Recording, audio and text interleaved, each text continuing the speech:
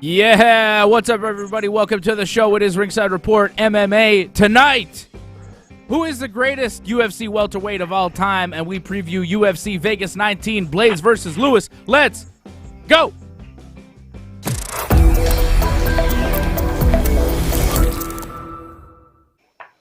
Huh? Huh? What? Dave. What? AJ? What's up, bro? Dave, you're on fire, man. Yeah! You're on fire. What the hell? Yeah! You take your Wheaties? My Wheaties? Jesus. My Wheaties? Yeah, I take Yeah, my man. Wheaties. You don't We know always that. take our Wheaties in Oh, the you morning. do? I thought you were going to get that. I thought it was like too young for you. Oh, yeah. We always take our Wheaties in the morning. We roll it up. We have a nice time. Shout out to the Diaz brothers. What's up, everybody? Welcome to the show. We got a big show coming up for you. We're going to preview Blaydes versus Lewis. Curtis Blaydes, Derrick Lewis going down on Saturday night. And I got some winners for you. I've been doing research. I've been watching a lot of fights. I've been watching a lot of tape. And I got picks for you. I got winners for you. I got winners. I got method of victory. I'm very confident in Curtis Blaydes. We talked about it weeks ago, months ago, when this fight was supposed to go down the first time. It got canceled. Some sort of COVID deal, right? It was a COVID. Was it COVID or? Yeah, it was COVID. It was COVID. Who had COVID? Blaydes? Everybody. Yeah. Yeah, Blaydes had COVID. Was it Blaydes? Blaydes Yeah. got the Rona They're way all back. getting it, man. This fight was supposed to be November 28th, and I remember doing a gang of research for it back then, so a lot of my homework was already done for this fight. Ready to go.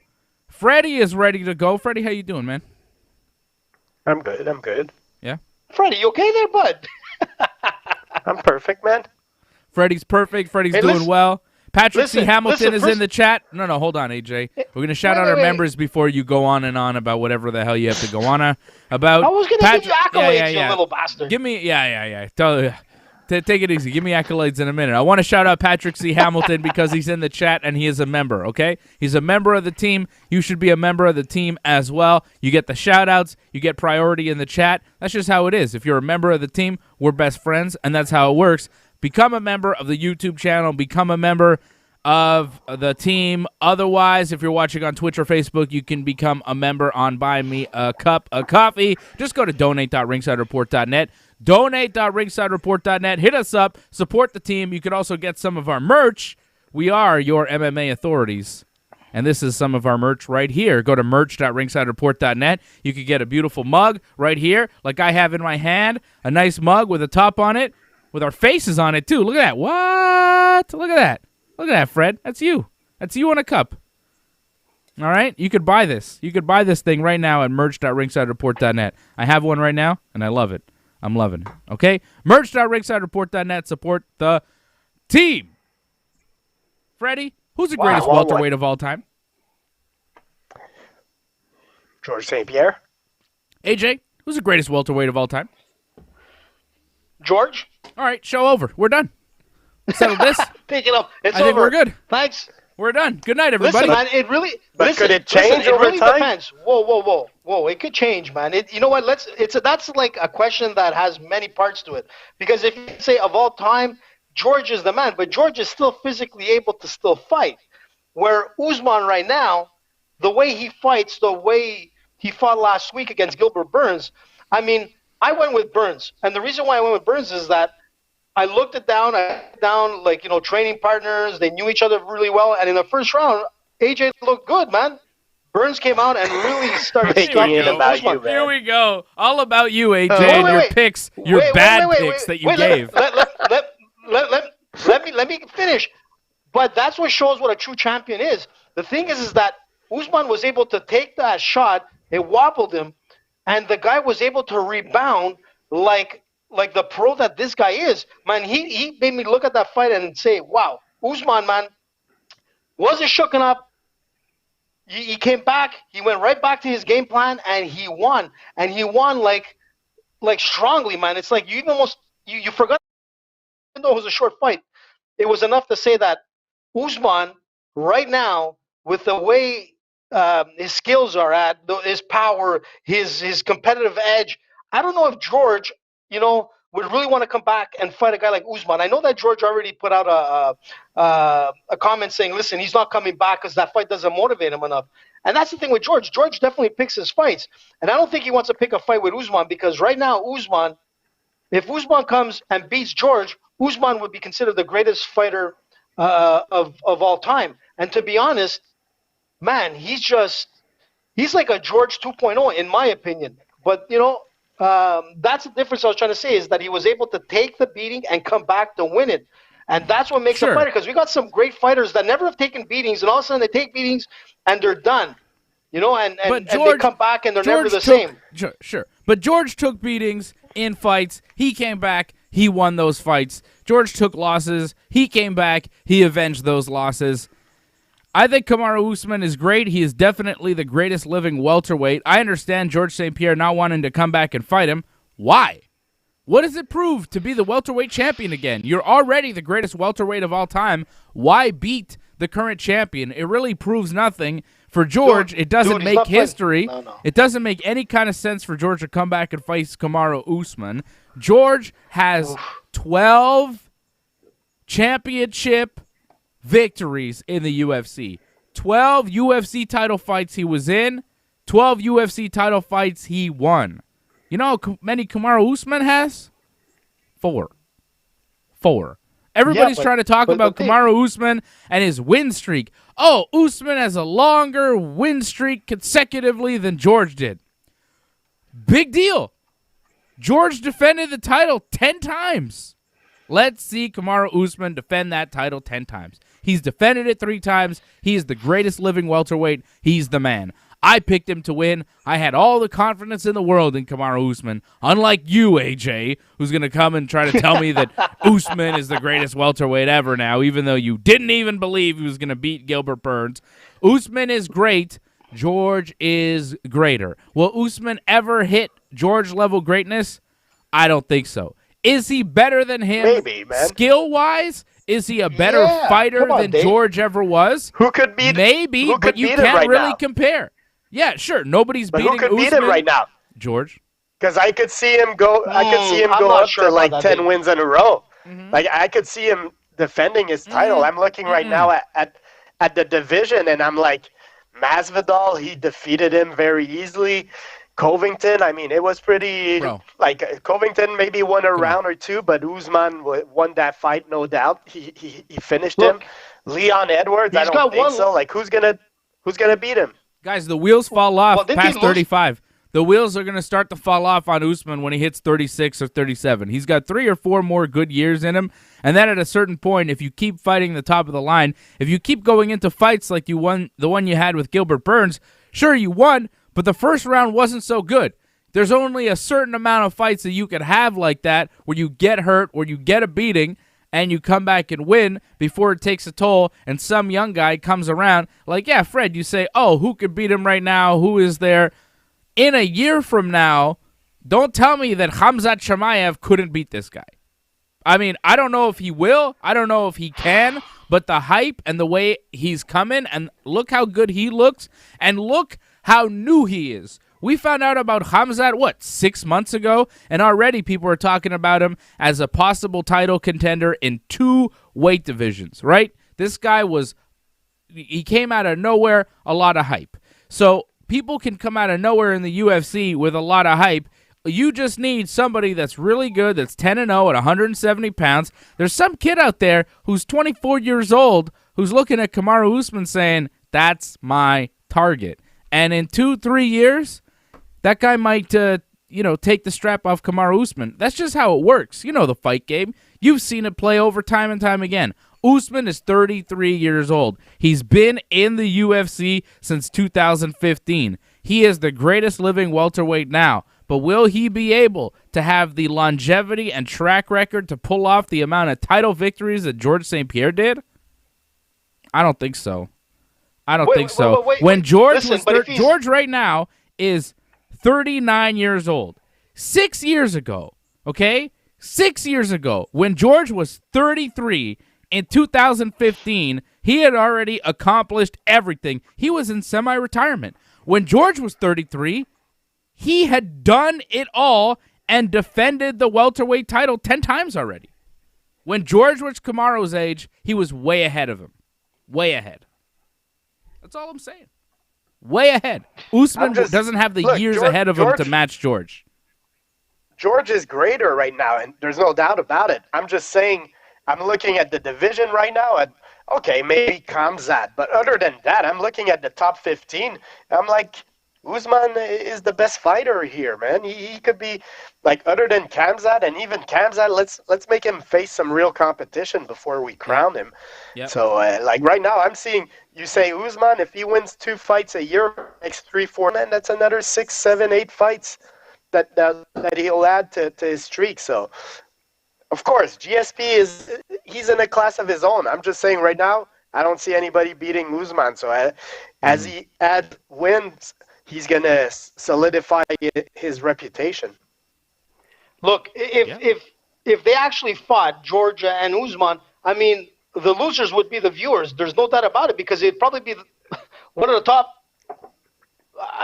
most boring fights that we've seen. I don't know about because that. you look at 2 guys. No, I'm telling you, man. You've got 2 wrestling grinders, and that's all it's going to be. It's not going to be no action like we could see a Clay Guida fight or things like that. You know that, and I know that. I think as much action happened was with Gilbert Burns and Kamaru Usman in that first round was the most action that Usman really pulled out. But in overall, these 2 guys fighting each other would be like a snoozer, man. I'm telling you. But look, you know, not to take away from Usman, it would be a grinding, wrestling snoozer match, man. I'm telling you. And right now, I'll be honest, I'd be a little bit scared for George. Like, George at 39, Usman looks like a beast, man. Like, George looked great against guys like Josh Koscheck and all that. But that's a while ago, man. Like, his fight, Michael Bisping. I mean, Bisping is, you know, he was champion, but he's not, like, elite level like Usman. So, like, I'd be scared for George right now. And I fully understand. I read the comments from George, and I went from there. My impression was that George probably is retired. He's not coming back for nobody. And unless the Khabib fight would come out of nowhere. Exactly. But like he said in the comments, he said, right now, he would have to bring like a whole training camp probably to the U.S. or something to be able to train, because with the whole corona thing, he can't travel as he wants and things like that. Like, it's a lot of headaches. And he's made his money. He's made his reputation. So unless it's something that's really, like, appealing, George is not coming back. Exactly. And I agree with you 100% there, Fred. The Khabib fight is the only fight for George. Kamaru Usman is not the fight. Could George beat Usman today? I don't know. I would probably pick Usman at this point just because George is 39 and he's been away from the game for so long. That doesn't mean that Georges St-Pierre isn't the greatest welterweight of all time. And I think that as great as Kamaru Usman is, he may be the second greatest welterweight of all time when his career's all said and done. But people are so ready to crown him the best ever, and I don't think he's anywhere, he's not near that. Maybe in a couple of years, like you said, Fred, if he could win 5, 6 fights over the next 3 years, by the time he's 36, he could have, let's say, 10 UFC title fight victories. Right now he's at 4. If he could get to 10, then maybe you could talk about him being in a conversation with George. But, like, he beat Gilbert Burns. He's defended the title 3 times. Relax. He's not George. The only thing that I see with Usman is that he needs to beat, like, Leon Edwards. If that happens, then things could be a lot different in the sense. What? If Leon Edwards? Why does Usman have to beat Leon Edwards to prove anything? Leon Edwards has to make his way to Kamaru Usman. Leon Edwards has to beat Bilal Muhammad, because that's who he's fighting next. Hold on, AJ. Bilal Muhammad. Leon Edwards beat Usman. Motherfucker. Bilal Muhammad and Leon Edwards are going to fight on March 13th. Leon Edwards beat Usman? When? In your fantasies? I think that... This did not happen. If I'm not mistaken, that was his only loss. No, it was not. His only loss was to a man named Jose Caceres back in May of 2013. Yes. What the fuck are you talking about?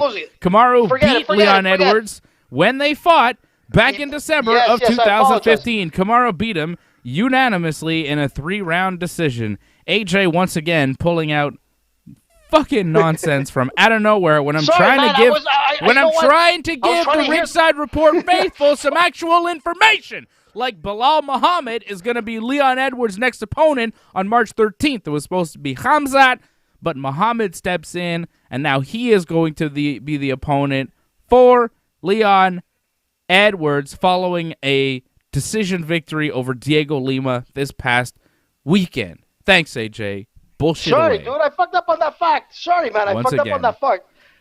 Fucking up a lot. Because I'm trying fucking to hear up on all your fight reverb picks. behind me. Fucking up your fight picks man, last no. week. I came close with the Burns. Listen, I'm sure you were sweating when Burns was like almost going to win that fight in the first round. It came close, man, and everybody saw that. Even Usman saw it. But bottom line is that what I was trying to say earlier today is that you came out and you actually were 5 for 5. Grenades. Hold on, Fred. AJ was praising me. Say that again, AJ. Yes. So what I was going to say is that Dave pulled out the 5 for 5 for last week's picks, which is like you're on top of everybody, like all the betting, like analysts and all the like preachers to MMA odds and all that kind of stuff did not come close to what you did. You got Forget 5 for guys. 5, man. Yeah, but still, man, I listened to what these other guys are saying and whatnot. But you pulled it off. You pulled the rabbit out of the hat. And if people were listening to you, you went with a 5-fight parlay or even for a straight win, man. You pulled it off.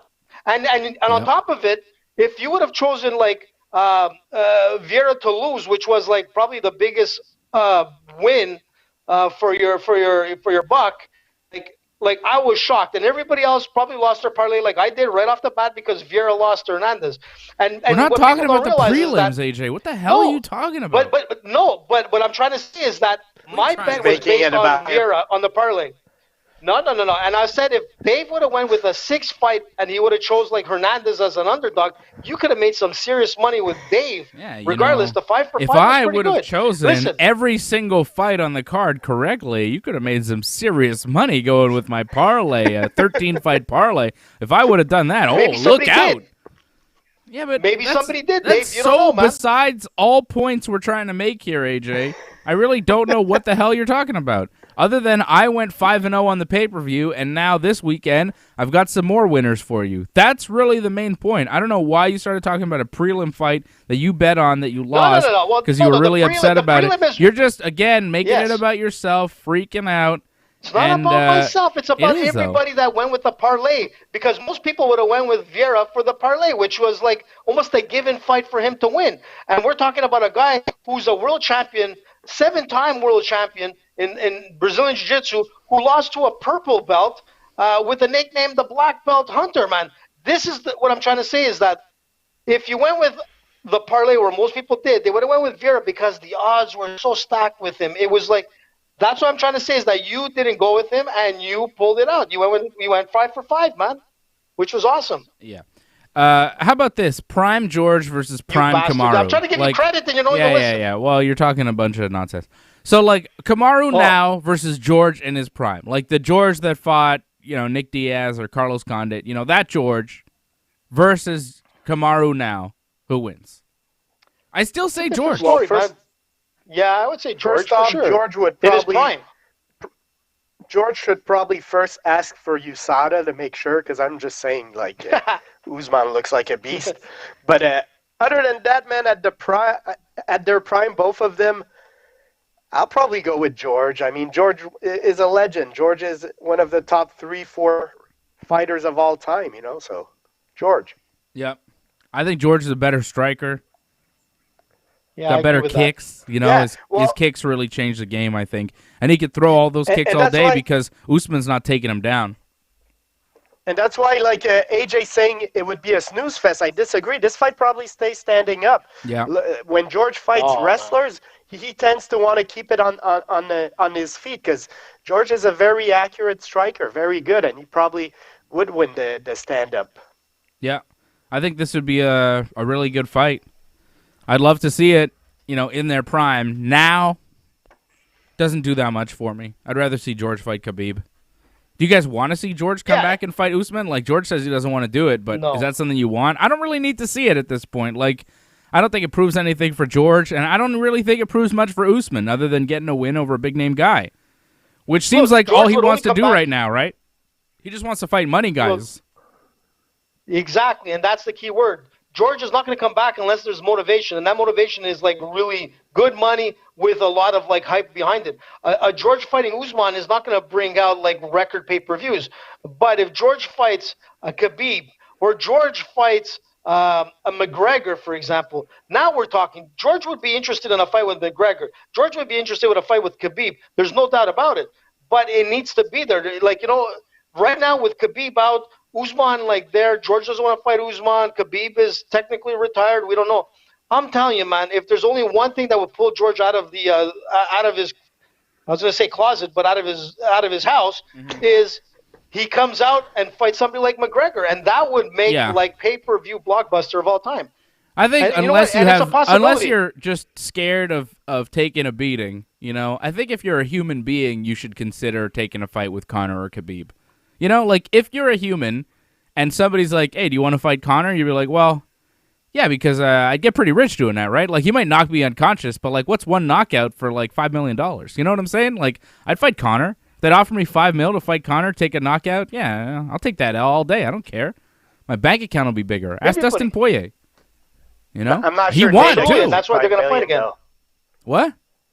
You don't get $5 million. I'm not sure, like... Well, yeah, 500,000. How about that? $500,000? You wouldn't fight Conor for $500,000? I mean, I would. Why not? Yeah, probably would. And if you, like, somehow, like, you know, he slips on a banana peel and he somehow loses, then, like, you cash in like crazy. Listen, Jake that Paul, Jake Logan guy. Yeah, exactly. Yeah, that guy, he can't fight, but he's like, yeah, I'll fight Conor because he knows where the money is. He's not stupid. And he put up $50 million, and apparently it was certified and everything. He wanted to, I don't know, like, these guys make huge amount of money, these YouTubers. Yeah. Hopefully we'll be there. But the thing is that he put up $50 million to fight Conor, and that didn't work out. He's fighting Ben Askren in April, so technically I hope we do a watch-along for that, because that'll bring in, like, it'll be crazy. We will, AJ, don't worry, we will. The thing is awesome. And the thing is that Conor, it doesn't matter if he loses, like you said, Dave, he lost to Poirier, but he's still going to be able to bring in pay-per-view blockbuster. And George likes to pick his fights. He picked Michael Bisping, and he knew he could beat Mike. And he did a good call there. He came back, and he showed that he's still the champ. But he picked that fight. I could see him wanting to fight Conor. Maybe with a catch weight or something. It's not happening, AJ. Whatever. Keep dreaming. Keep dreaming. George is going to the movies. George is going to be in another Disney Plus movie reprising his role of George Batroc. George playing a guy named George in a movie, which is something he did already in that Captain America movie. He's like a bad guy in Captain America, and he's going to be shooting another spot there. He's doing acting. He's doing movies. He's trying to transition into Hollywood. And that's where George is right now. I don't think he's fighting anymore. Why not? Look, how much of a role can he have? He's not like the. I told you this, man. You know how much one he's going to get paid? With Steven Seagal was like the worst fighting scene I've ever seen in my life. Jean-Claude Van Damme.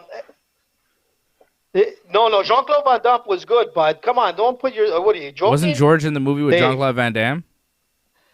It might have been. It was that fighting scene with him and Jean-Claude Van Damme, not Steven Seagal. No, it was with. Okay. Was it Seagal? No, I think it was Seagal. It was There's one with George and Seagal that I know of. There is? Yeah, with that. Yeah, it's an awful the one I'm talking about. It's like the shittiest. Shittiest fight scene I've seen in my life. I'm not sure which one. You know what I'm talking about. Yeah, I know what it was like about. It was embarrassing. Look, this is for Disney Plus, okay? So as long as George doesn't compare his own plight to that of the Jews under Nazi occupation, he should be fine working for Disney. I think he'll be totally fine, like Gina Carano. As long as he doesn't pull a Gina Carano and say something totally stupid and get himself fired from Disney Plus. George is going to be on a new movie for Captain America for Disney Plus. So, you know, if that hits, who knows, man? Pick up a few more movies. That's it, man. 40 years old, movie roles, millions of dollars coming in and not getting punched in the face. That's where George's future is.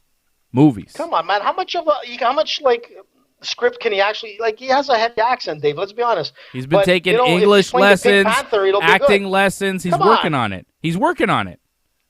Come on, AJ. He's a champion. Come on, Show some respect. Come on. Show some respect, AJ. You want this guy to fight his whole life and beat his brain in? For acting. Listen, Show I'm some not going to go respect. start doing dental surgery just because I think I know how. Come on, let's be honest, man. Listen, watch the fighting scene with Steven Seagal, and then you tell me like, you tell me if there's that's like on Steven like an Seagal. Oscar That's not in the on making George. there.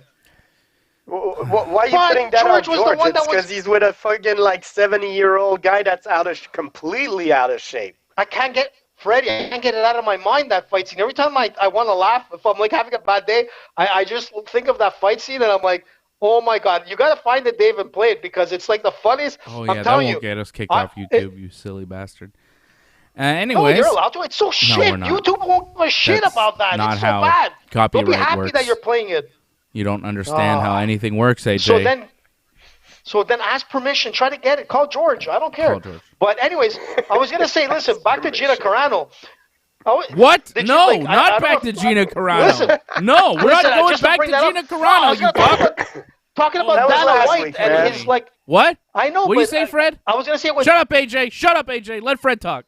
Dana White. I was gonna say that's last week news, man. That's right, AJ. Shut the No, fuck it's up not. about that. No, this is this week's Dana. news. Dana White Danny White. smashing Ariel Helwani for what he said. called him a That's what I was douche. going to get at. We called him a douche. Yeah. So? Wow. I was like, What do I care? I don't know, man. Dana really went wild on Ariel, man. Yeah, and look, a lot of people are saying that Dana's an anti-Semite because he called Helwani a douche. Look, Gina Carano compared herself. I can't believe you're fucking making me go into this, AJ, once again, but I'm Spit it going to do out, it. You're Dave. pissing me off again. This is current news. Fred's, no, it is. current news, I bud. guess it is.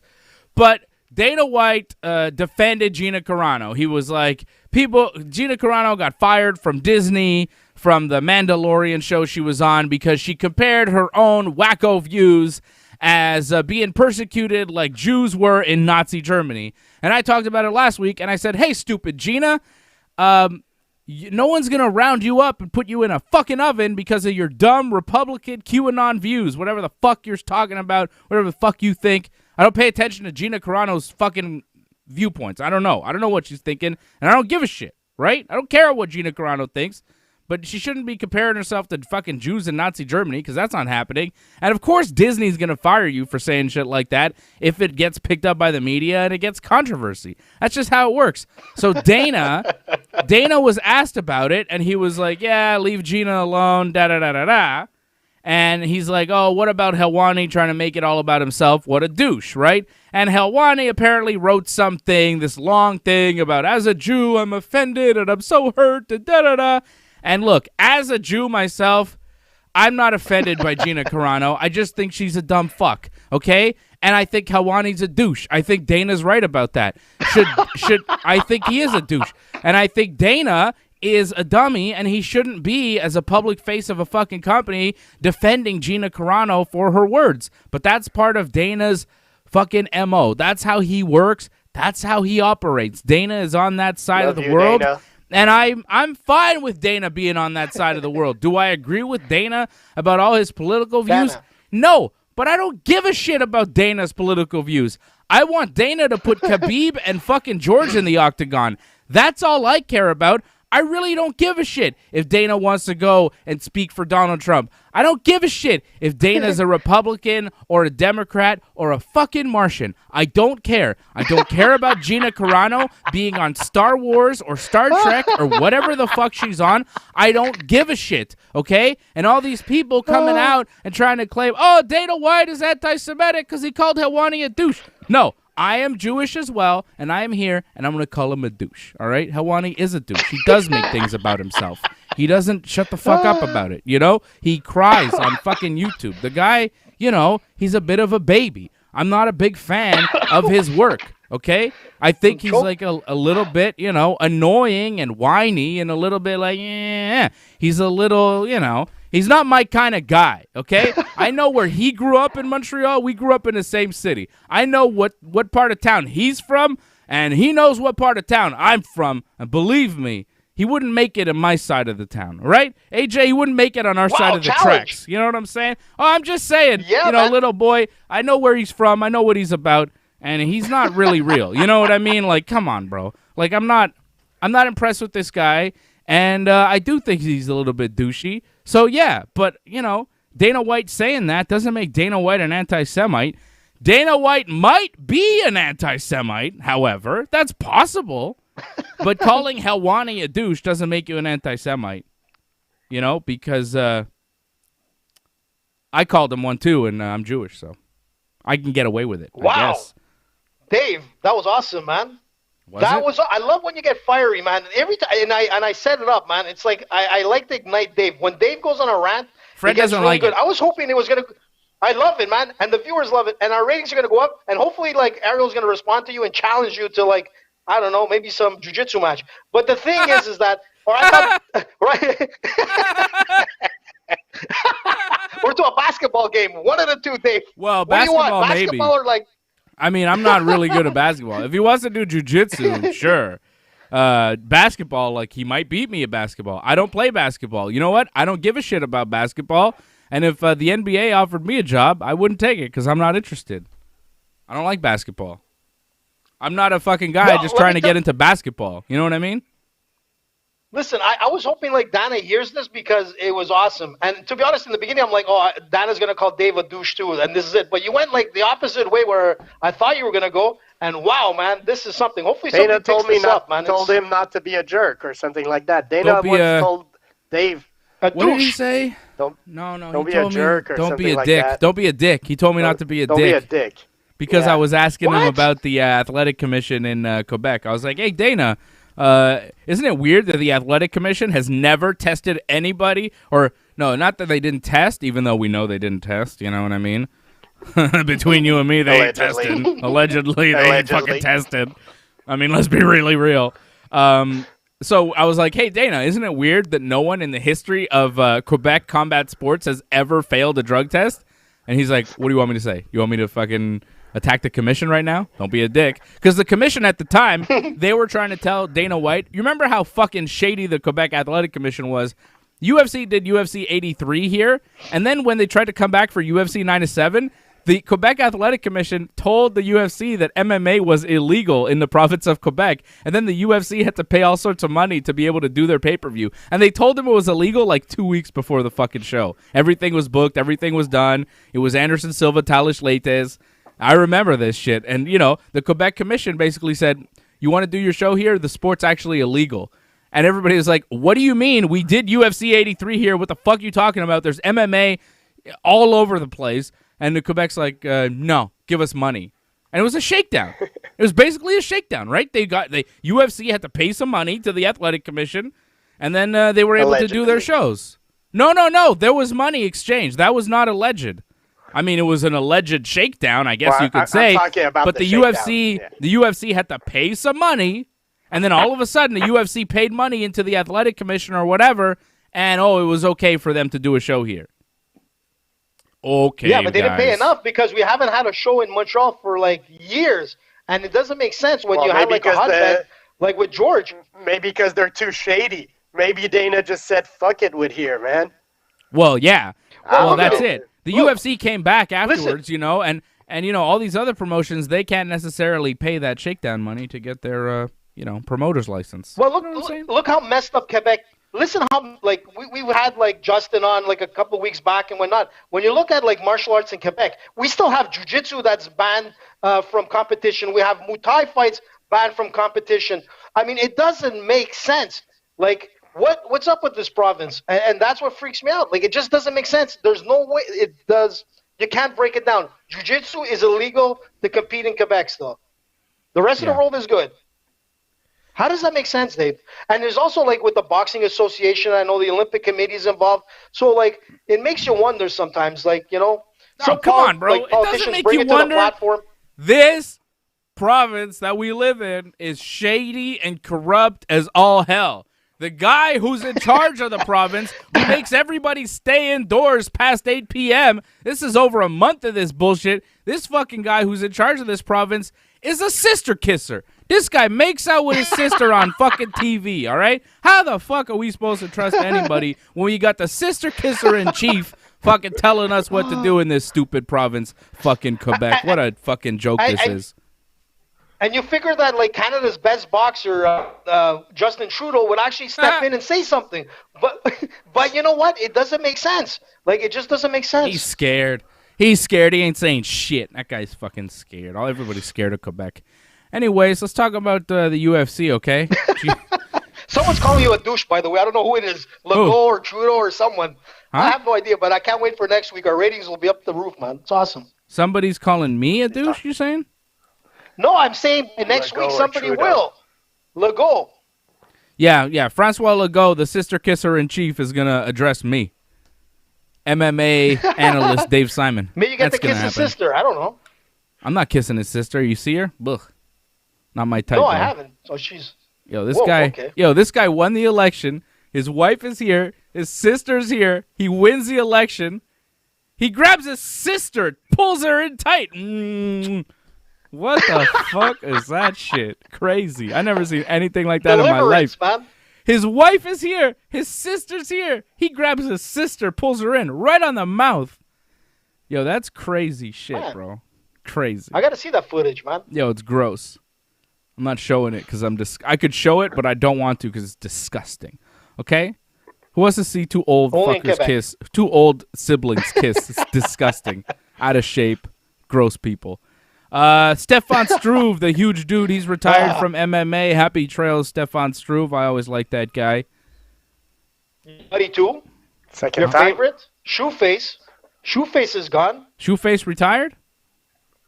No, they actually they let him got go released from the UFC. Yeah, whatever, AJ. Yeah, I'm talking about released. Struve. Struve is quitting from MMA. Second time he's retired. Well, he had a heart condition that kind of pulled him out of the show. And he looked like he was going to retire, and then he came back. But he didn't have too much success in the second run. People always thought that Struve was going to have this like huge success eventually because he was so tall, 7 feet tall, and he started in the UFC so young. He's 32 years old. He started in MMA back in 2005, so I don't know. You do the math. 16 years ago. 16 years ago. So he was what? 16? 16. That's crazy. So he started MMA at 16. Young. He got into the UFC, I remember he was super young, 2009. So he was like 20 years old when he got into the UFC, and everybody saw this 20-year-old kid, 7 feet tall, and thought, good God almighty, he's going to be the shit, in a few years. His first UFC fight was a knockout loss to Junior Dos Santos. Then he won 3 in a row. Then he got knocked out by Roy Nelson. Then he won a couple more in a row. He beat Sean McCorkle here in Montreal back at UFC 124. I remember that one fondly. I remember interviewing Struve before that. Then he lost to Travis Brown. He beat Pat Barry. He beat Dave Herman. LeVar Johnson. Remember LeVar Johnson? He also beat Stipe Miocic. He knocked out Stipe back in 2012. Wow. Yeah, he did. And then he lost to Mark Hunt and Alistair Overeem. Then he beat Rodrigo Nogueira. Like, this guy's got some wins on his record. Stipe, Nogueira, Yep. Pretty good. Bigfoot Silva he knocked out as well. Then he lost 3 in a row. And then he came back. He beat Marcos Rogerio de Lima. Then he lost his last 2, both by knockout. Ben Rothwell and Tai Tuivasa, his last fight back in October of 2020. And that's it. That's the career for Stefan Struve. He has lost 5 of his last 6, so you get it. But, 32 years of age. I thought that Struve would become a top 5 heavyweight at some point in his career. It just kind of never worked out. But he did beat a couple UFC heavyweight champions on the way, right? Nogueira, Stipe Miocic. He beat some legends. He had a good career. You can't say, bad career for Stefan Struve. He had some wins, he had some losses, but the wins he had were pretty damn impressive. So, good career for Struve. Congratulations. Hope he's happy. Yep. All right, guys. I think he did the wise choice. Yeah. What do you say, Fred? Fun fighter, Yeah. Fun fighter to watch. He has his own style, being so tall. So that's always interesting. And props to him for retiring before it's too late. So. Best of luck on your after career. That's it.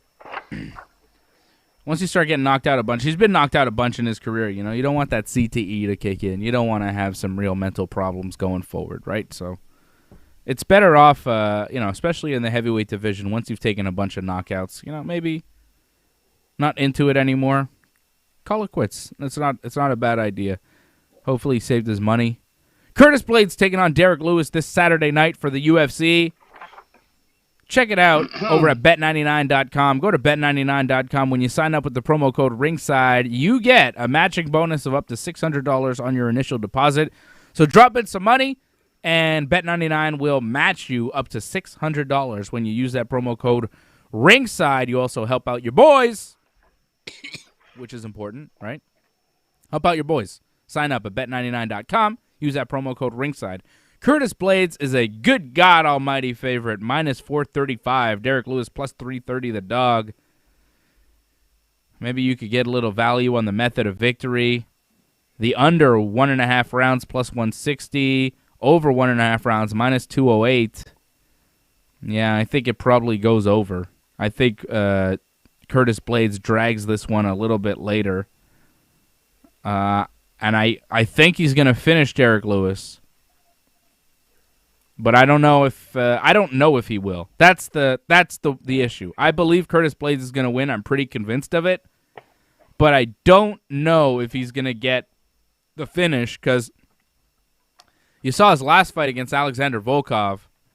It was a lot of takedown, hold you down. You know, they used to say back in the day, lay and pray, wrestle fuck, however you want to put it. But Curtis Blaydes wrestle fucked Alexander Volkov to death on his way to a 5-round unanimous decision back in June. And, Blaydes has been talking like, I don't really care about bonuses. I'm just trying to get a win. I'm not trying to make the fight exciting. I'm just trying to win. And his last loss was to Francis Ngannou by TKO. You can understand why this guy might not want to mix it up too much with a big, heavy-handed guy like Derrick Lewis. Blaydes is a good striker, but he is an excellent wrestler. And that, I think, is going to be his key to victory. Takedowns. Takedowns.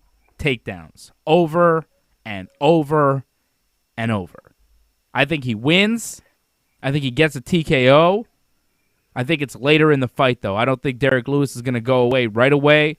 He's tough to keep down in the early part of the fight. He's very strong.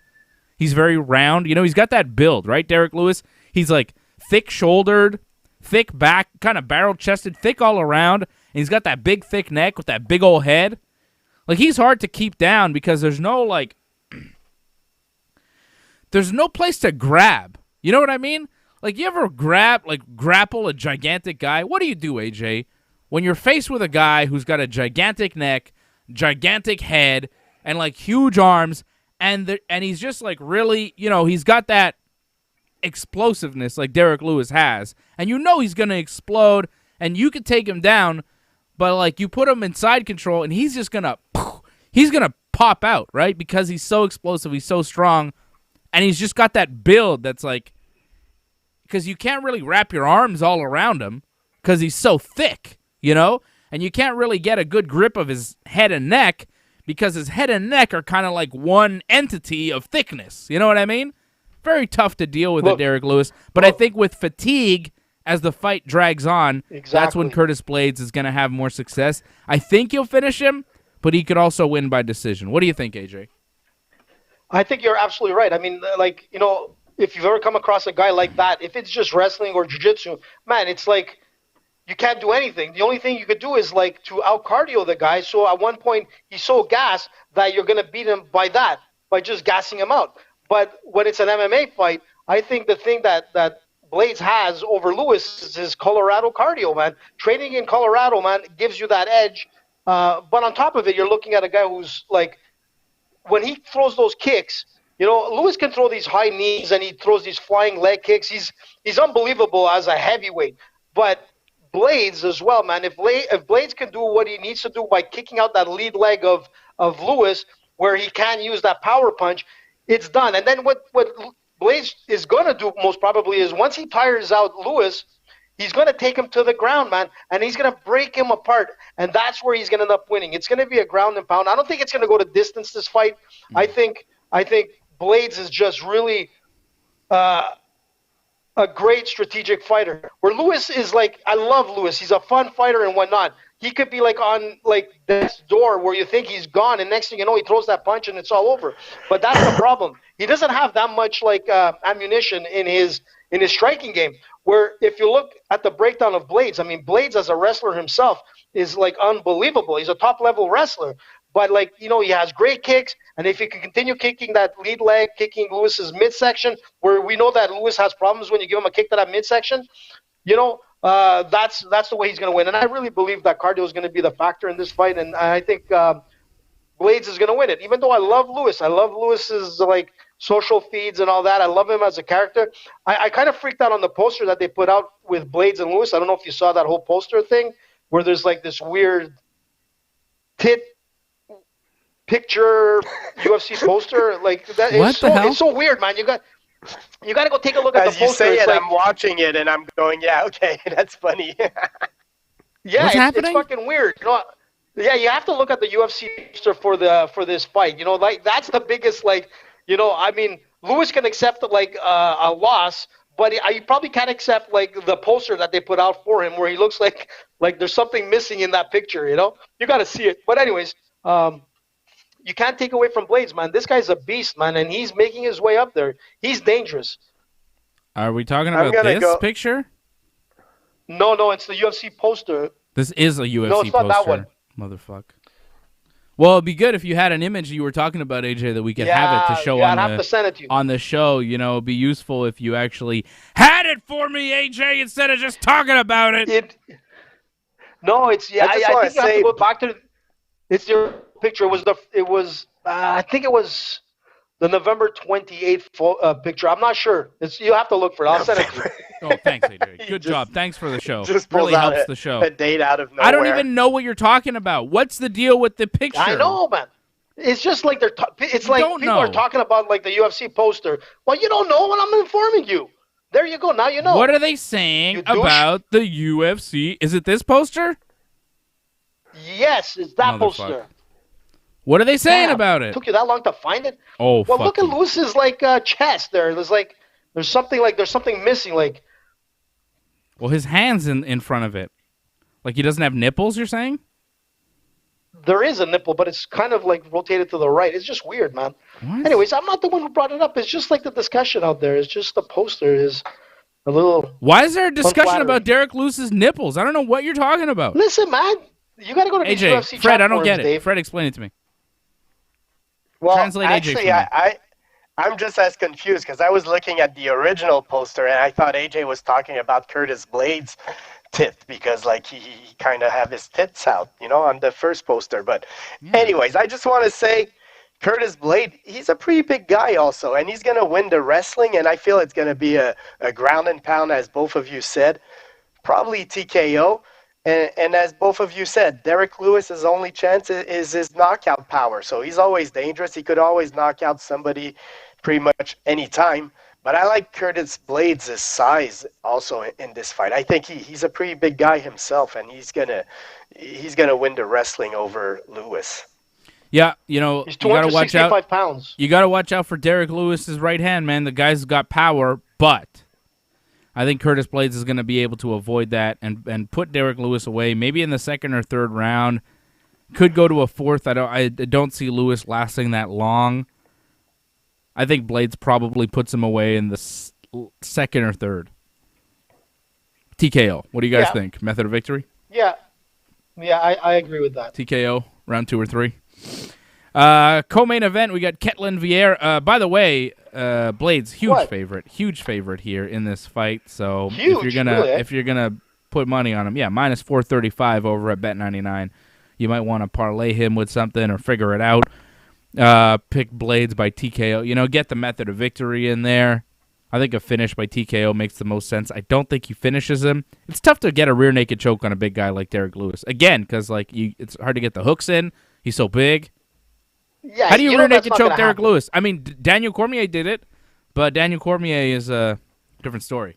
It's another level. Well, first of all, Curtis Blaydes doesn't have a one at a time. Curtis Blaydes doesn't have a single win by submission, so as good as his top game is, he's not a finisher by submission. He's more of a guy that goes for TKO.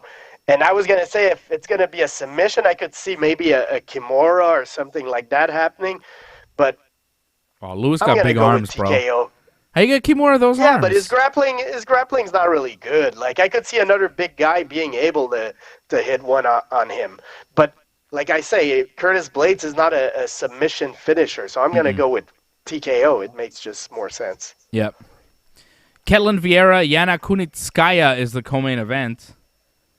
Yana is 13-5 as a pro, coming off a win over Julia Stoliarenko back in August. And Ketlin Vieira is 11-1, coming off a decision win over Sijara Eubanks. She's picked up some pretty big wins. Sarah McMahon, Katzengano. Another big fight here for Ketlin Vieira, and she is the favorite, minus 278. Kunitskaya plus 215, the underdog. Yeah. This isn't the best main card. Like, the co-main event is not really what's attracting me to this card. There's some fights on the prelims that I like. The main event is good. But, like, the co-main event, Vieira, Kunitskaya, you guys interested in this? I don't know. There's 15 fights total, man. There's a lot of fights. Yeah, there's a lot of fights. It's a good like fight it's card good overall. Here are the fights I care about. Alexei Oleinik, because I love Alexei Oleinik. He's awesome, right? He's fighting Chris Daokas. Andrei Arlovsky, because Andrei Arlovsky, right? He's fighting Tom Aspinall. And That'll be a good one. Eddie Wineland, a legend of the sport. I like watching him. He's on the prelims, taking on John Castaneda. And Montrealer, Faraz's brother, Ayman Zahabi on this card, taking on Draco Rodriguez. So a few fights on this card that I care about. Most of them are just kind of unknown guys I don't really know too much about. What do you think, Vieira Kunitskaya? I'd go with Vieira in this one, although I don't know. I don't have strong feelings either way. The thing with these two are they're very similar to each other in like fighting styles and whatnot. But if you look at the overall success, this is one of those fights where I probably won't bet, but if I'm going to call the win, I'm going to go with Vieira on this. Mm-hmm. That's pretty much. When you look at her, she's ranked 6th in the division. The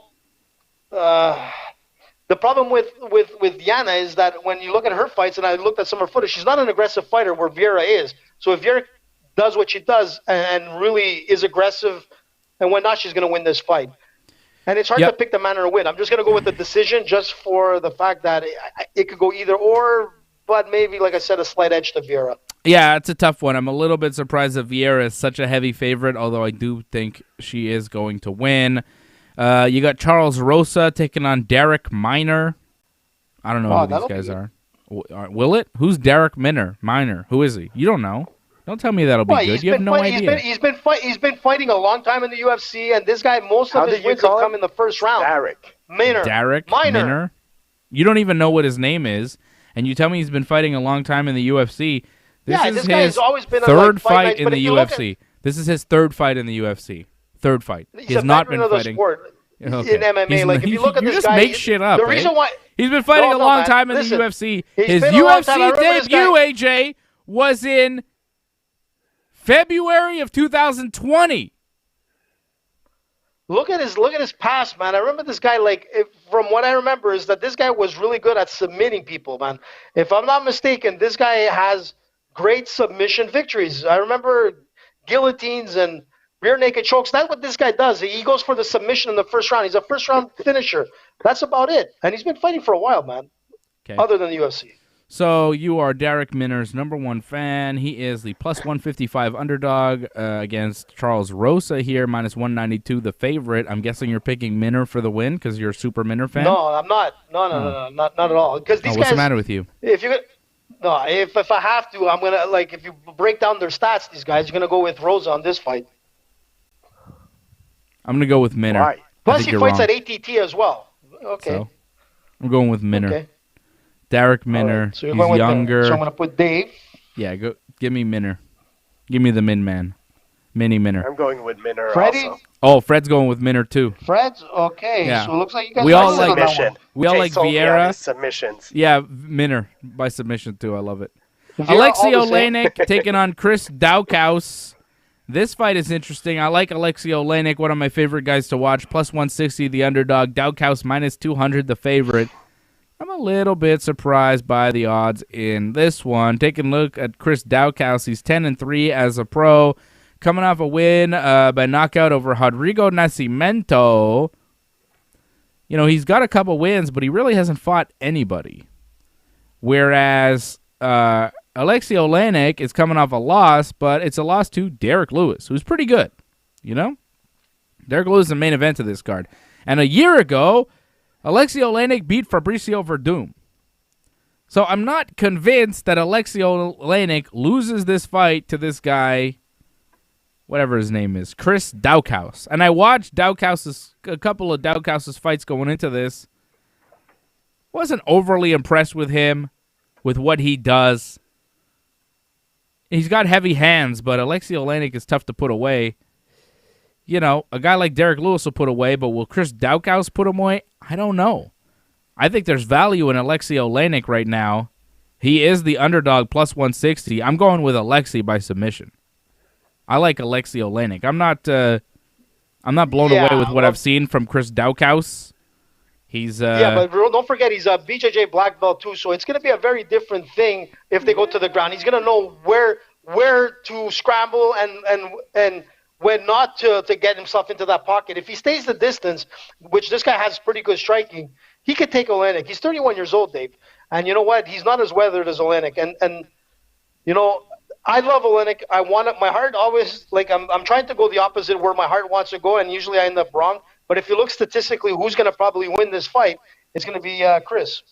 He's a brown belt in jiu-jitsu. I don't know where you got black belt from. He's a BJJ black belt. He's a black belt, man. I don't think so. He's a black belt. Not according to his UFC profile. Well, maybe it's not updated, but he's a black belt. No, where'd you get that from? Man. AJ Facts. I got that from the BJ. I'm a BJJ guy, guys. So? And I know my BJJ stuff very well. Except I didn't know Rodolfo Vieira. Listen, I didn't know that Vieira was going to lose that. Yeah. You know what I mean? That was a lot shock of things to me, you've brought out, like that guy who's been fighting in the UFC for a long time, who's had 3 fights in the company over the course of a year. He was fighting. I'm saying what MMA was the other scene, thing that he said that was completely fabricated Usman, earlier in the show? Yes, Usman lost to Leon Edwards in his career, like all sorts of nonsense. I made a mistake on that. I was thinking of something else. Yeah, listen, this guy's a black belt. He's a brown belt. I mean, you're just making shit up at this point. He's a black belt. He's a black belt in BJJ, man. So am I. Anyways. Well, until you fight Lee Villeneuve, and then you realize it means nothing, you know. But look. What are we talking about? Okay, Alexei Oleinik versus Chris Daokas. So I guess you're going with Daokas for the win. He's the favorite. Fred, what do you think? Oleinik? Where are you going? I'm gonna go with Oleinik. Yeah. You're not sure. I'm trying to find. Ready. Well, I'm trying to find if the guy's actually a black belt, and like I'm on the site of his gym, and it says he's basically a kickboxing coach right now. So I don't know where AJ gets his fact. I'm going with Alexei Oleinik. Yeah, I think he's a brown belt in jiu-jitsu. According to his UFC profile anyways, AJ says he's a black belt, but he's offered no proof or anything for that. So we're going to say he's a brown belt until AJ can figure out. Belt. Okay, AJ. So are you. We all are. Everybody's a black belt, okay? Well, whatever you say, AJ. Technically I am. Technically I am. Technically you are. But, that's the difference. Yeah. Well, I've only been training for the last 14 years, Yeah, in jiu-jitsu, so. So does that mean time equals you just get belts because you get time? No. Is that not at all, man. 2 world championships and other stuff qualifies for it. 2 world championships. Like more times than you've gone to the bathroom counts for it. But the thing is that 2 world it means championships. Absolutely nothing. Fred, like I said did AJ just add another world championship to his record? I thought you were one time. 2013 and 2014, you know.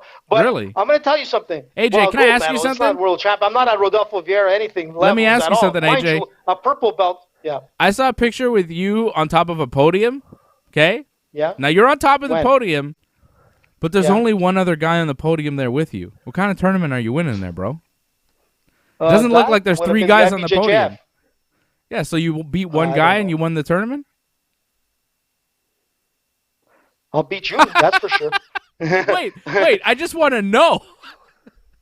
Well, I don't remember, Dave. I did so many, man. I've been meaning to ask you about this because I saw a picture of you. You're on top of a podium, and I'm like, oh, sweet, go AJ. And then I look at the rest of the podium, and there's one other guy, and he's in second place, but I don't see a third-place person. I don't know I just saw a picture, so I was like, oh, so AJ won a tournament by beating one man, which is, hey, you beat the man. You didn't come in second. You won, AJ, but it looked like you won a tournament by not beating like a series of guys. It was like one guy, and then you're the world champion for some reason. Look, no, listen, and you're right. It happens. Like, I remember fighting in the Ottawa Jiu-Jitsu championships, and I went there, and, I was supposed to fight one guy. The guy was there, and for some reason, he decided he didn't want to fight me anymore, and I won by, intimidation. Technicality. Yeah, it must have been because apparently listen, the way I was warming up, man, I wanted to kill this guy. I was like, I know it sounds crazy, but you're there to compete, and I'm there to win. If I'm there to lose, you stay home. If you're going to go compete in jiu-jitsu or any fight or whatnot, you're there for that job. But I remember I was warming up, and one guy told me, he goes, hey, dude, I think, you scared the shit out of the guy because my warm-up was, like, ready to go. But it was only two of us, and the guy, like, backed out. I got the gold medal, but I didn't even go up on the podium to go get it. Because AJ won a gold medal one time without even competing, just warmed up, and he won a gold medal. Oh, man, if world championships were that easy, everybody would have them, I guess. I don't know. It's crazy. Well, it's not that easy, man. The real ones are the ADCC. I think what really happened, this is what happened, AJ. I happen to know. The guy caught you before you put your gi on. He saw you in the showers getting ready before you put your gi on, and he saw that package, and he said, you know what, that guy, he's manscaped. He's just prepared. Exactly. He knows what he's doing. And he saw all your gimmick. He saw your balls, and he's like, my God, that guy. And he got a whiff, and it smelled so good. And he said, my God, I need to get out of this tournament. I need to go to manscaped.com. I need to get that promo code. Put it in, ringside20. It must be AJ's promo code. That's why his balls smell so good. Use that promo code ringside20. That's what that guy did. Now his balls are smelling and looking good, just like yours can be. And you don't have to give up a world championship in jiu-jitsu to do it. You go to manscaped.com, use that promo code ringside20, you get 20% off your order, you get free shipping, you pick up the Lawnmower 3.0. It's the best. It's the best clipper on the market. You get right up to the skin, fantastic. You get that ball deodorant, sprinkle that on your balls, you'll be smelling fantastic, and you'll be winning world championships just like AJ. That's what really happened, AJ. That's the real story. The guy saw you before you put your gi on. He saw how nicely manscaped you were, and he said, I can't compete with this, and he gave up the fight. It sucks. You know why it sucks? Because you train so much, you get to a destination point, you travel there, it costs money, you have to pay for your association fee, you got to pay for all this insurance, whatever bullshit, and then you can't fight because the guy decides that if it's an injury, it's one thing. But if someone decides they don't want to fight because, listen, nerves happen all the time. I know, man. Like, I can't even explain to you, like, the amount of nerves it is to go and compete in front of people, and you're like, oh, God, I hope I don't look like a fool or whatnot. But now that, like, as a brown belt, I didn't compete much. In fact, very little compared to when I first started. When I started jiu-jitsu, I competed in my first 2 weeks. I'm not even knowing what a kimura or an armbar was. I'm like, I don't give a shit. Let me go try. Okay. I didn't do too well. I got disqualified actually for like putting my head into someone's sternum. But the thing is that looking at it now, well, back then no, because I kind of like bull rushed the guy and I knocked him out with with a head. But like I wanted to do I just wanted to take him down. I was like I knew my wrestling and things like that, but I just didn't have like that competitive understanding. It was only 2 weeks into BJJ, and I'm like, yeah, I'm going to join the tournament. And I remember I even got caught in a Kimura, and I didn't tap because I didn't feel like my arm was breaking at that point. So there's all these kind of things, but you learn a lot, But I'm saying now, if I once I get like my black belt or whatever, I'm at a different age category. I like to compete more in that sense because I'll be fighting more in my age category, guys that are my age that I'd be fighting against, and I think I could do pretty well. I feel like super strong to that age category. But to fight guys now, like guys that are like 20, and guys in their 30s, it's a lot harder, man. Like, it's like many years of wear and tear. Like, I've been doing martial arts since I was like 7 years old. So there's a lot of. Did we enter the AJ Vortex? What happened, Fred? Is AJ still talking? No, but listen, what I'm trying to say is try to compete I think everybody else is going to stop listening too, AJ. Try to compete as much as you can. Well, come over here, and I'm going to beat you silly. Go Bring it give in. That's that. okay, I don't mind. Go give that Because talk to after Conor Rodolfo- McGregor, okay? We don't need it. Conor needs it. That's right. How about Phil Haas and Listen. Nasruddin Imavov? Oh. I got picks on this fight, okay? I got picks for you. Do you? Yeah, Phil Okay, Haas, let's I hear it. watched this guy. He's got heavy hands. He's a little bit shorter than Nasruddin, so I wonder, how he's going to deal with that. Nasruddin, I think, is 6'2". Haas is about 6 feet.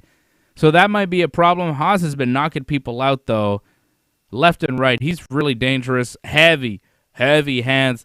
Nasruddin is good, though. This is going to be a good fight. Phil Haas is a slight favorite, -123. I like him to win, but this is an interesting fight here. I like it. Yeah, but Nasruddin gasses out, so that's probably what gives the edge Yeah. to Haas. Because when, like you said, when Haas comes out in that first round, he comes like guns blazing, man. He's coming out to like destroy you in that first round if he doesn't gas out. But if you look at it, if you had to pick one over the other, I think you're right. Contender Series winner Phil Haas. There you go.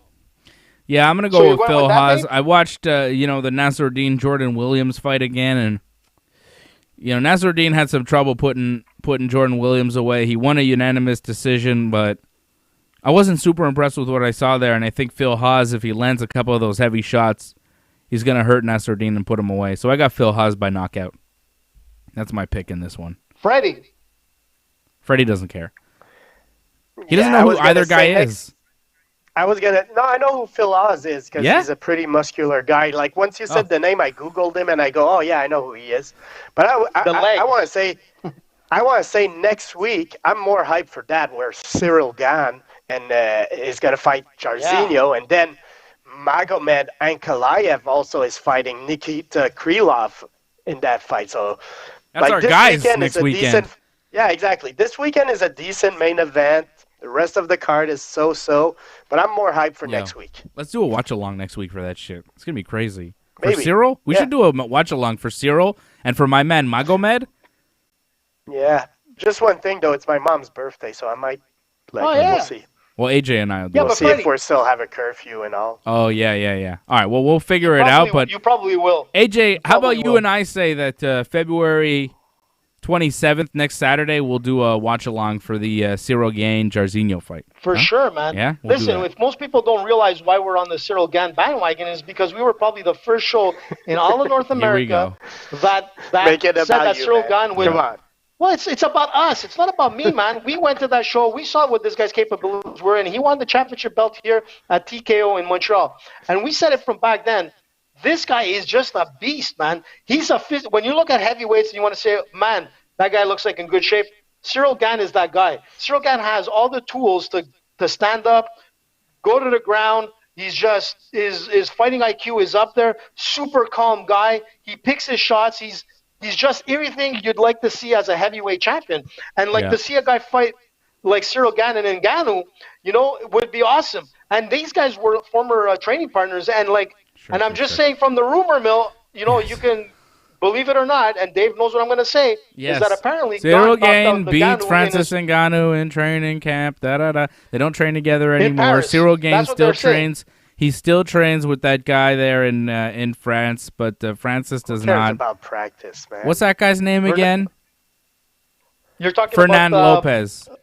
Fernand Lopez, yeah, that Fernando coach. Lopez. And also, Yeah. Nasruddin Imavov is also under Fernand Lopez out in France. Is also he? he trains with the same team as Cyril Gane there, the team Oh, that that could Ngannou change it used now. to train with. You're talking about Ngannou, but Ngannou, to be the heavyweight champion, still has to get past Stipe Miocic coming up next month at the end of gonna be March for crazy. UFC 260. I'm pretty hyped about that one, let me tell you. Shout out to Patrick C. Hamilton. Thank you for supporting the team, being a member, and dropping the super chat. We appreciate any super chats. We appreciate you supporting the team, be it a membership on YouTube or a membership over at donate.ringsidereport.net. Keep supporting the Ringside Report Network. That way we give you more content as we keep giving you more content. Johnny North and I did a show last night.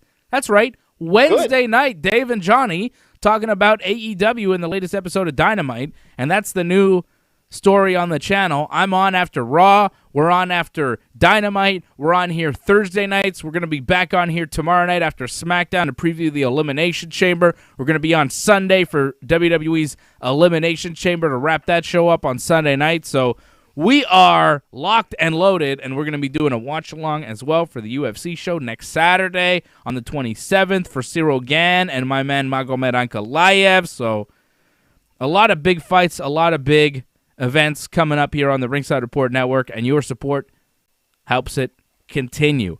Andrei Arlovsky taking on Tom Aspinall. Andrei Arlovsky is the underdog, as he should be here. Arlovsky plus 205, Tom Aspinall minus 256. The favorite. Arlovsky is coming off a win that I told you he was going to get, by the way. That was a big upset pick. I told you Arlovsky was going to beat Tanner Boser, but I don't think he's going to have the same success here with Tom Aspinall. Aspinall's got some very heavy hands. He's a dangerous striker. And I think at this point in Arlovsky's career, he's a little bit chinny. He doesn't take a shot as well as he used to. Tom Aspinall is quite a bit younger than Arlovsky. He's fast. And he's huge. He's strong. He's big.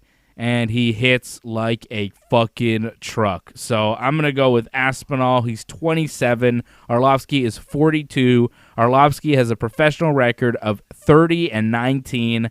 And of those 19 losses, 11 of them come via knockout. Unfortunately, I smell another knockout for Arlovsky. And maybe that'll be it for his career. I mean, at 42, if you're going to get knocked out here again, you got to figure you're nearing the end. I thought he was nearing the end 5 years ago. When Arlovsky got knocked out by Fedor, I thought he was almost done. The fact that he's still fighting is like 10 crazy. years ago? Yes! And he was almost done you know back then. Like, Arlovsky's prime was fighting Tim Sylvia for the UFC heavyweight title at UFC 51 in 2005. 2005, 2006 was when Arlovsky was the most dangerous. When he fought Fedor in 2009, you kind of thought he was washed up at that point. Here we are, 2021. I think some people gave him a chance, though. Really? A lot of people didn't. picked Arlovsky. Yeah, people were surprised that it ended that quick, I think. Well, like he Arlovsky lost was a a bunch good of fighter in fights. his prime, but it's a long time ago. Arlovsky went on to lose a bunch of fights after that. He lost to Fedor, lost to Brett Rogers, lost to Bigfoot, lost to Sergei Karatanov. And then he picked up a few wins outside of the UFC. Then the UFC brought him back in 2014. He beat Brendan Schaub. He beat Bigfoot Silva. He beat Travis Brown. He beat Frank Mir. He was on a roll. And then he lost a bunch, but to some good guys. Stipe, Overeem, Barnett, Ngannou, Tibura. Then he picked up wins over Junior Albini and Stefan Struve before falling. And then he started losing to some guys that weren't, top level. Taito Ivasa, Shamil Abdurakhimov, Augusto Sakai. He beat Ben Rothwell, but then he lost to Jairzinho. Arlovsky's just not in the prime of his career anymore. Dave, he's not even in the top 15 at this point. And you know what? Yeah. You're looking at a guy who's like, how old is he, Tom Aspinall?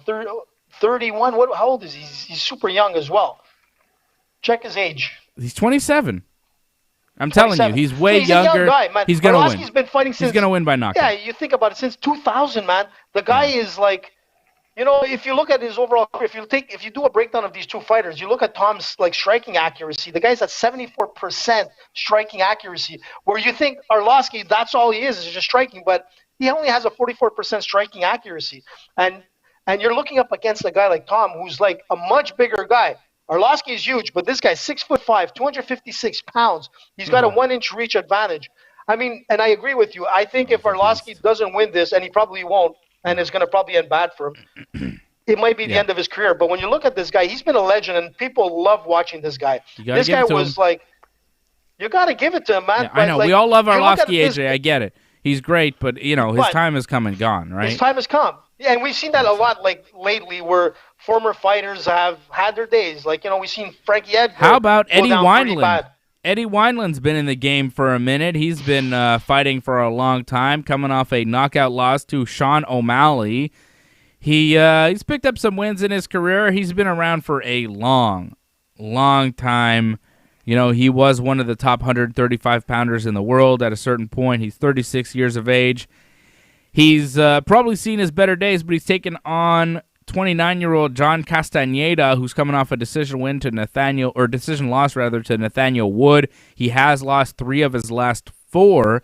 I don't think this is an unreasonable fight for Wineland to win. I could see Eddie Wineland pulling off a victory here. He is a slight underdog, plus 101. Castaneda, minus 123.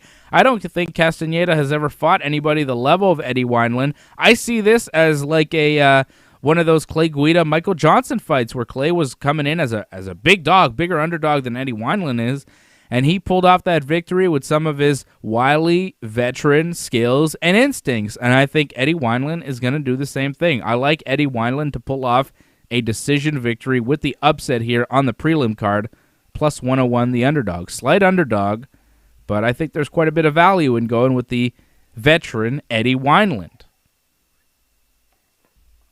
Yeah, this is a tough one to pick. This is a tough one to pick, but if I had to, I mean, Eddie's had his days and whatnot. It's a tough one. I like Eddie Wineland, but I'm not putting anybody on him. Yeah. I'm not going to put anything on this either, Dave. But if I might throw $2 on a parlay. On this. All right.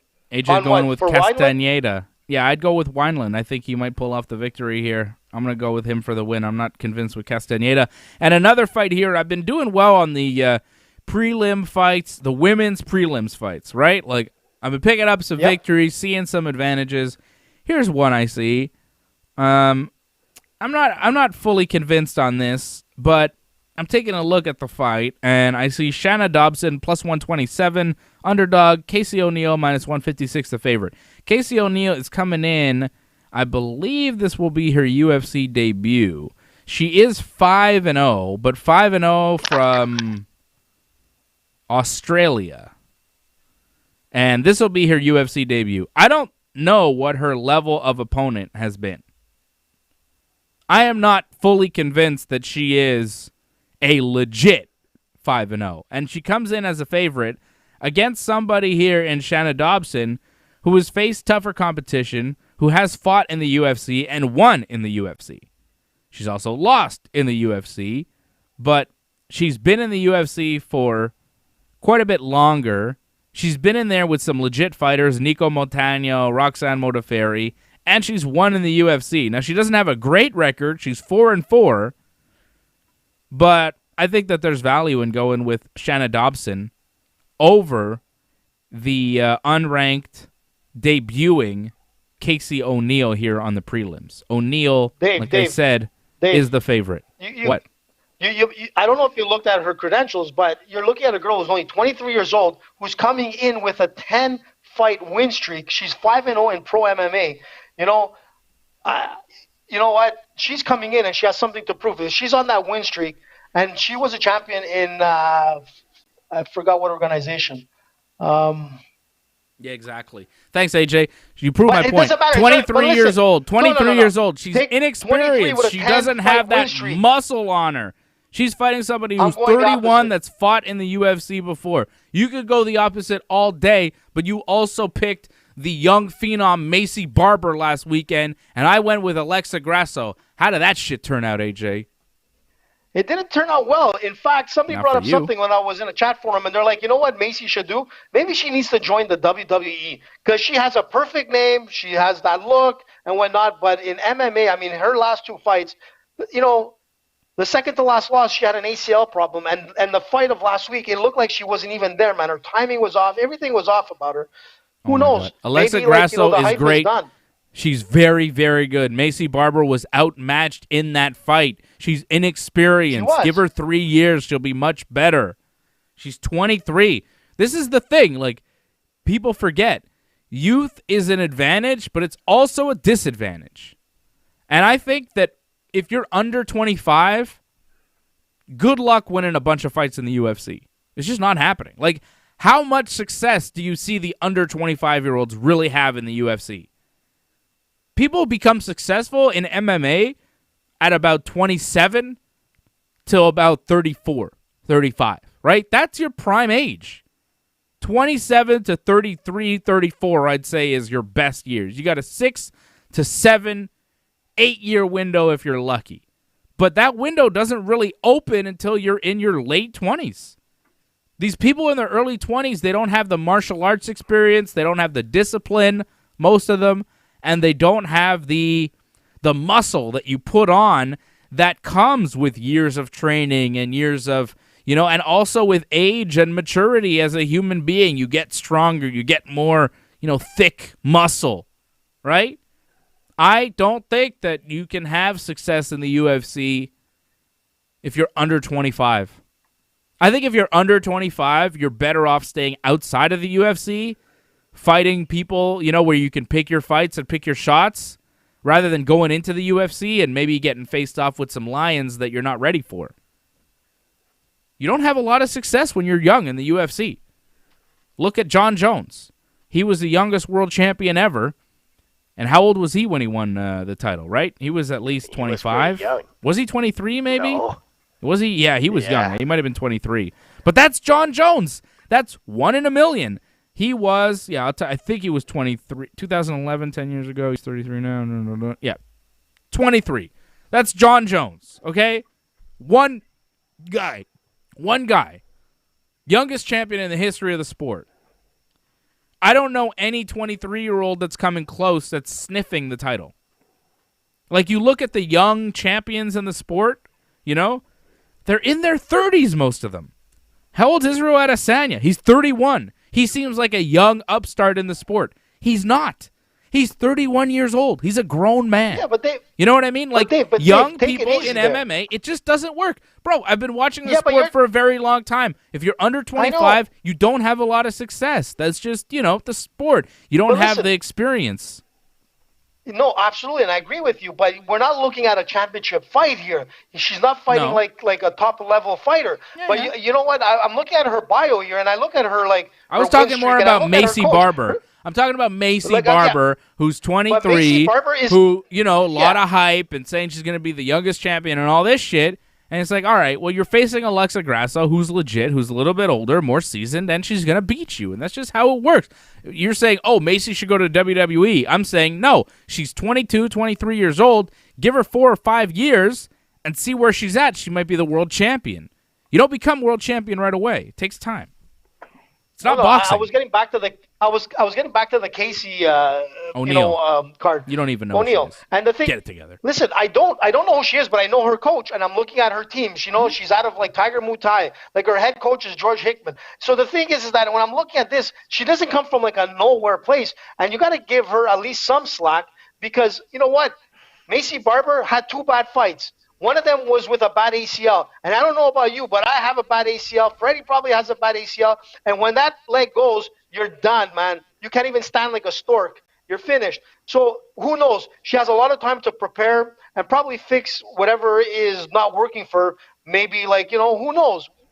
But, you can't diss anybody that's just coming into the first fight in the UFC without looking at, her pre-record. Maybe she fought, marshmallows. We don't know.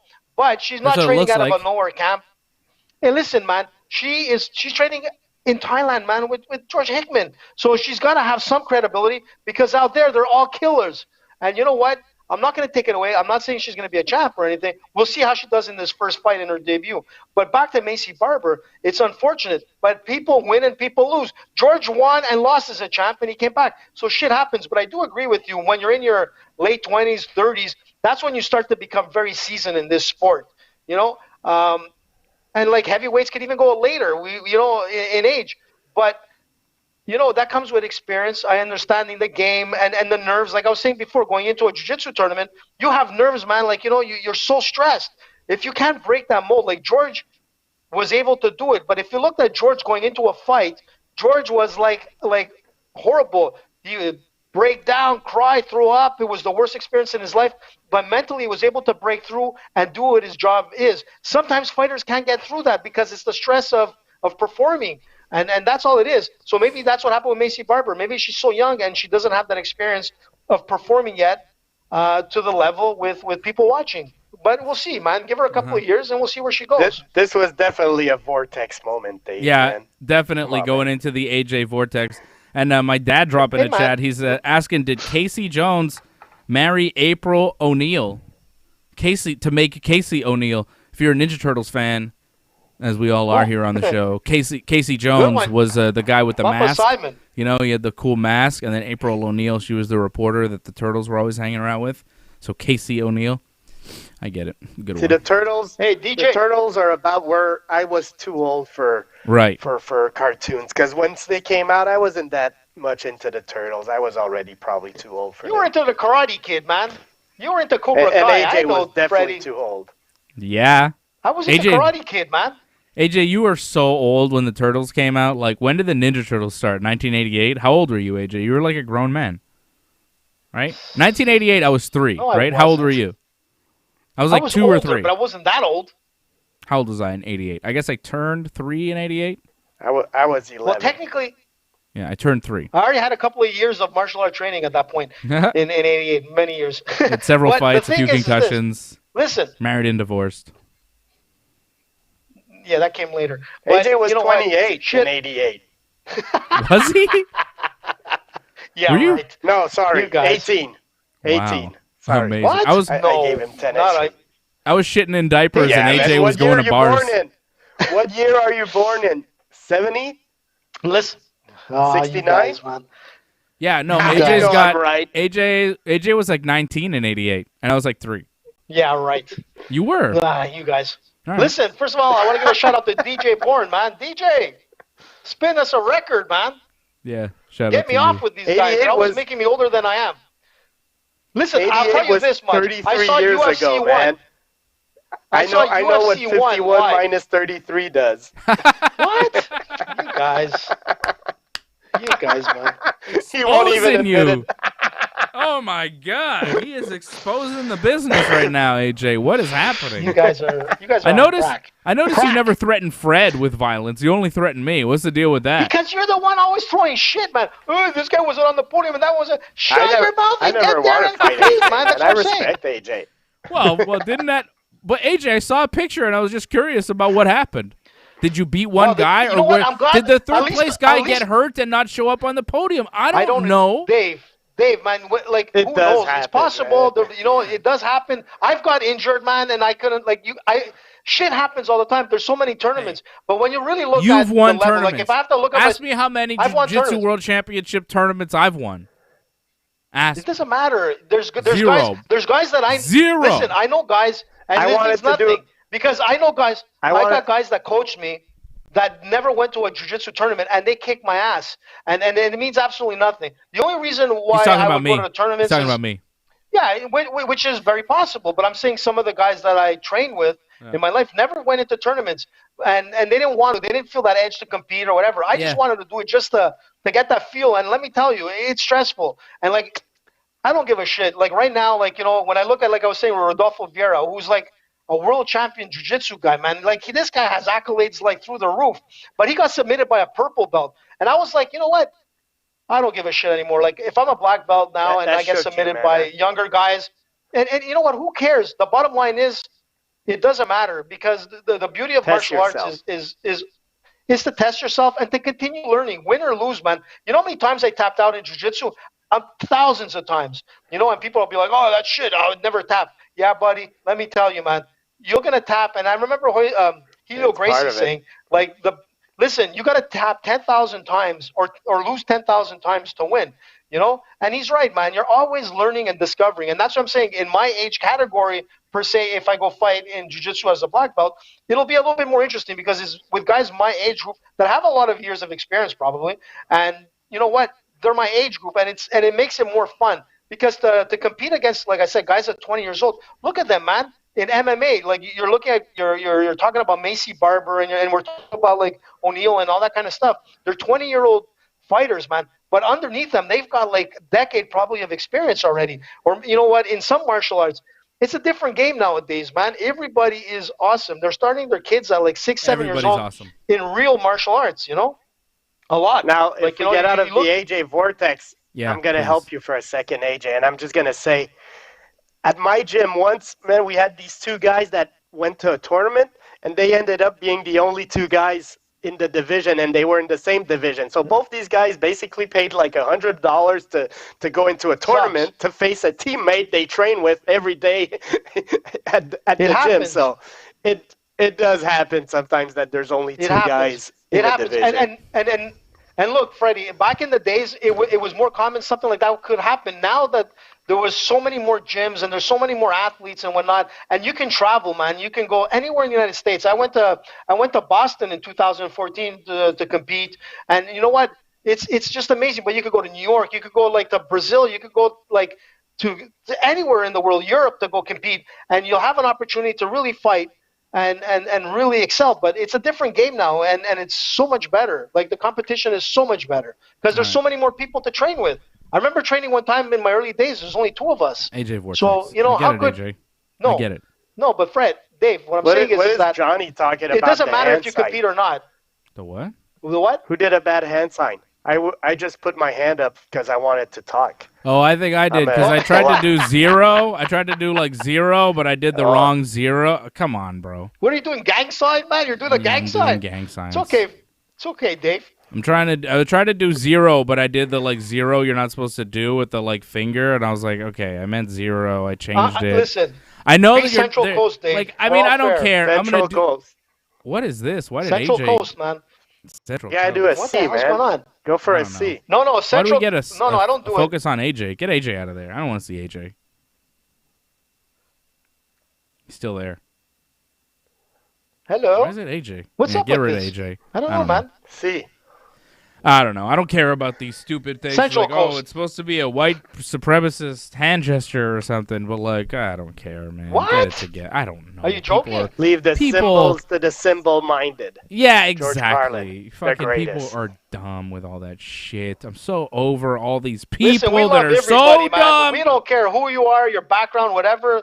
Ringside Report is universal. We love everybody. That's right. You better believe it. Show's over. Go to ringsidereport.net. What? Follow us there. What? You got more to say, motherfucker? Is it already over? Yeah. No, I was just gonna say Dana White. I'm No. surprised you didn't bring up the whole thing about Dana White and his gambling habits, but that's okay. He bet $1 He million. likes You to didn't see that? gamble. No, I'm not. I don't care. He bet $1 million on what? The Super Bowl? Tom Brady? No, on a boxing fight, and he lost Okay. $1 million. Why don't you pay your fighters more? Yeah, I mean, he's a promoter. It's his money. You know, he's got money. He's got millions of dollars. You're going to tell him that he can't spend his money how he wants? You know, I understand that, they should pay the fighters more, and yes, they should, but those two things aren't, mutually exclusive. Like, yes, they should pay the fighters more, but Dana White, he sold the UFC, his percentage of the UFC for like $100 million, so he's got millions of dollars. If he wants to place a bet, I don't really care. Sorry, Fred, go ahead. Bloody Elbow went over the... I said Fred, AJ. Just let me. Bloody Elbow went over the bonuses because, like, the UFC is a public company, so I guess all their numbers are out. And they basically said that, Dana's always like, we give everybody a bonus when they perform, things like that. And they went and calculated it and said it's about $5,000 per head per fight. So it's not that much, man. Like, come on, Dana, man. $5,000, it's not that much. Yeah. Look, but Dana also and isn't the be-all and end-all of the UFC, though. That's another thing that we can't forget. Dana is just a figurehead. It's really Endeavor and WME. Those people that own the UFC, those are the people that need to be paying the fighters more. I know everybody likes to target Dana, and believe me, Dana's bosses, they like it that way. They like the Dana as the lightning rod because then Ari Emanuel takes no heat. But believe me, Ari Emanuel is much fucking richer than Dana White, and he's the guy that actually he's the guy that signs the checks. He's the guy that's in charge. He's the guy that's an owner of the UFC, not Dana. Dana's just the president. So if you want to attack somebody, attack Ari Emanuel. Dave, and the reason why I was going this route is that it wasn't just about the bonus, and you brought up Sylvia before and like his history of fighting in the UFC, and right now he can't even afford $10,000 to get like an operation for his arm. And where I'm getting at is that if you spend $1 million and Dave mentioned Tim Sylvia earlier when we were like commenting. Oh, yeah. But the thing is this: is that when you look at it, why don't they have like forget the bonuses, get a disability or maybe a retirement fund for some of these fighters. And that's where you got to go. When you got fighters coming in at 20 years old, there needs to be another opportunity outside of the fighting game. And that's where it came down to. And that's where I was like, okay, $1 million. You're right. He can do whatever he wants with his money. But the truth of the matter is that, the higher ups that you mentioned should start looking at this game, as more of just like put it on, and that's it. You're done. You're done. No, man. There's got to be something there. Remember, like the Montreal Canadiens at one point, way back, had no retirement funds. There were so many ex-hockey players that were legends that were like living on the streets. Okay, but and AJ, I'm telling you're you, talking man. about a unionization. AJ, you're talking done. about a players' association, and that's like a bigger discussion for another day. Yes, and but that's what I'm not saying what we're is talking the about money- with Dana White's gambling. When I'm trying to wrap up the But- fucking show, you start a discussion about unionization and a fighters' association, which we all agree should probably happen because most pro sports have it, but it's a difficult situation with the UFC because there's so much turnover. It's not a team sport. It's a different thing. They could look at what tennis does or what golf does or how they operate, but even then, I don't know. And you're opening this whole fucking can of worms up, and the show's over. We're not talking about motherfucking fighters associations, Good night. AJ. Okay, good night. Goodbye. Mwah! And good night. You douche. Bang. What? Oh, yeah, that guy. Go to ringsidereport.net. Follow us there. Go to Freddie MMA on Twitter. Go to Dan E. Bruck on Twitter and Instagram. If you want to follow AJ, follow me at Dave Simon MMA. Follow Ringside Report at Ringside Report on Twitter and Instagram. There's a lot of good stuff going on our Instagram and Twitter pages. And also you can follow us along on Facebook. Like our page on Facebook. Don't forget to like this video. Leave a comment. Leave a comment as well and subscribe. When you subscribe, click the bell so you get notifications every time we are on. I'll be back tomorrow night with Johnny North right after SmackDown for a WWE Elimination Chamber preview. I'll be back once again on Sunday night with Johnny North and my brother for a WWE Elimination Chamber post show. We will wrap up the chamber, tell you what happened, and get you ready for Fastlane and get you ready for WrestleMania as well coming up early April. And don't forget, Freddie, AJ, and I, well, AJ and I, maybe Freddie too, will be back for a watch-along on the 27th of February for that big UFC Vegas 20 card. Cyril Gann, Magomed Ankalaev, is going to be some good stuff there. And, yeah, that's it. I'll be back tomorrow night with Johnny North. Don't forget to check out the shows that you missed. If you missed any of the shows this week, we had a Raw recap show. You could talk about everything that happened on Raw without watching Raw, you know?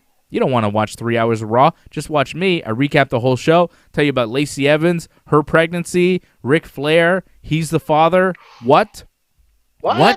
All that. You know, more info on that on the Raw recap show that you can watch on the channel right now. You can also watch our AEW Dynamite recap show that we did last night right after Dynamite. We are on now after all the big wrestling shows, after Raw, AEW Dynamite, and SmackDown 3 times a week to bring you the best pro wrestling coverage there is.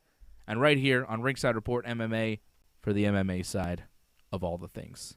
Thanks, everybody. We'll see you again real soon. Big shout out to Patrick C. Hamilton for the super chat and for becoming a member. Become a member of the team. Go to donate.ringsidereport.net.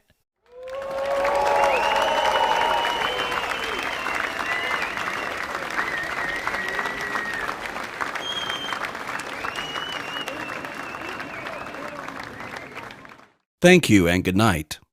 Please join in and give your support to Ringside Report Network. We've been providing expert coverage and commentary on both pro wrestling and MMA for over 15 years. Ringside Report started on the radio, added podcasts, and moved to video in 2019. Our hosts are not just fans, but have in-depth knowledge of the subjects.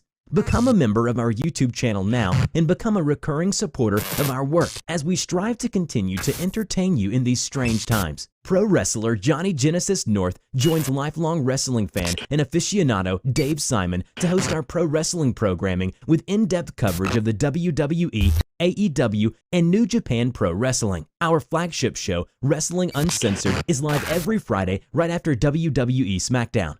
Here, you get a review of the week that was. You may not agree with our host. In fact, they often don't agree with each other. But you have an opportunity to chime in with your viewpoint in the chat rooms while live or in the comments section of YouTube, Twitch, or Facebook on the replay. Dave and Johnny also headline our coverage of major pro wrestling pay-per-views and breaking news. Dave Simon is joined by experienced jiu-jitsu fighters Fred Garcia and the ever-unpredictable AJ DeLesio, each Thursday at 8 p.m. Eastern with Ringside Report MMA. They try and foresee what's next in the octagon and review, argue, and kibitz in a very friendly, irreverent manner.